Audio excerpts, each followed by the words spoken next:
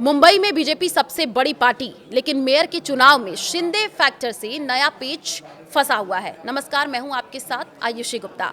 महाराष्ट्र के नगर निकाय चुनावों में भारतीय जनता पार्टी की भारी जीत के बाद देश की सबसे समृद्ध महानगर पालिका बीएमसी जी हाँ के मेयर को लेकर के चर्चा तेज हो चुकी है।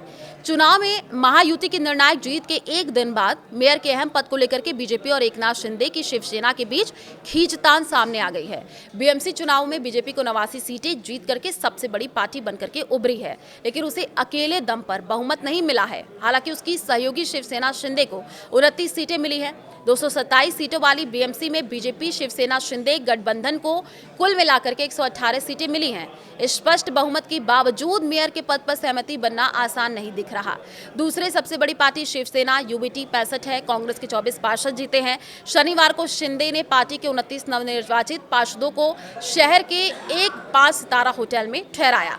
मीडिया में आ रही खबरों के मुताबिक पार्टी नेताओं ने इसे प्रतिद्वंदी दलों की ओर से कथित तोड़फोड़ की कोशिशों से बचाव का कदम बताया। उधर शिवसेना यूबीटी के नेता संजय राउत ने होटल को जेल बनाने के आरोप लगाए हैं। उन्होंने कहा, एकनाथ शिंदे ने होटल को जेल बना दिया है। ताज होटल में चुनाव जीत करके जिन पार्षदों को रखा गया है उन्हें रिहा किया जाना चाहिए। उन्हें डर के मारे वहां रखा गया है। कई लोग हमारे संपर्क में हैं। मुंबई में बीजेपी का मेयर कौन चाहता है? यहां तक कि एकनाथ शिंदे भी ये नहीं चाहते। बीजेपी और शिवसेना शिंदे के बीच तनाव के संकेत शनिवार को उस समय भी मिले जब शिंदे ने मुख्यमंत्री देवेंद्र फडणवीस की ओर से बुलाई गई कैबिनेट बैठक में हिस्सा नहीं लिया। और इससे पहले भी शिंदे कई बार कैबिनेट बैठकों से दूरी बना करके फडणवीस सरकार के फैसलों पर अपनी नाराजगी जताते रहे हैं। बीएमसी पर ठाकरे परिवार का 2 दशक से भी अधिक समय का तक कब्जा रहा है, लेकिन 2017 में शिवसेना में विभाजन के बाद कई पार्षदों ने एकनाथ शिंदे का हाथ पकड़ लिया और इससे ठाकरे परिवार की पकड़ कमजोर हुई। और इस चुनाव में शिवसेना, यूबीटी और राज ठाकरे के एमएनएस महाराष्ट्र नवनिर्माण सेना के बीच गठबंधन था। एमएनएस को 6 सीटें आई हैं। शिवसेना में विभाजन के बाद ये उद्धव ठाकरे के लिए ये बहुत अहम चुनाव था।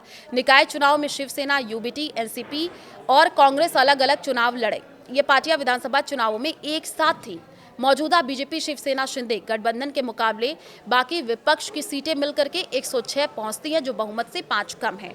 इन चुनाव में सबसे बड़ा झटका एनसीपी के दोनों धड़ों को लगा। एनसीपी शरद पवार सिर्फ 1 सीट जीत पाई है।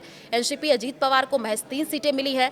ओवैसी की पार्टी के 8 पार्षद जीते हैं। नतीजे आने के बाद शिवसेना यूबीटी नेता संजय राउत ने एक्स पर लिखा है, अगर एकनाथ शिंदे शिवसेना का जयचंद नहीं बनते तो मुंबई में बीजेपी का मेयर कभी नहीं बनता। उसके बाद पत्रकारों से कहा, सबसे बड़ी लड़ाई मुंबई में थी। हमें यही नहीं मान लेना चाहिए कि मुंबई में भाजपा जीत गई। मुकाबला बराबरी का है। एमएनएस को कम सीटें मिली। मेरे ख्याल से उन्हें करीब 15 सीटें मिलनी चाहिए थी।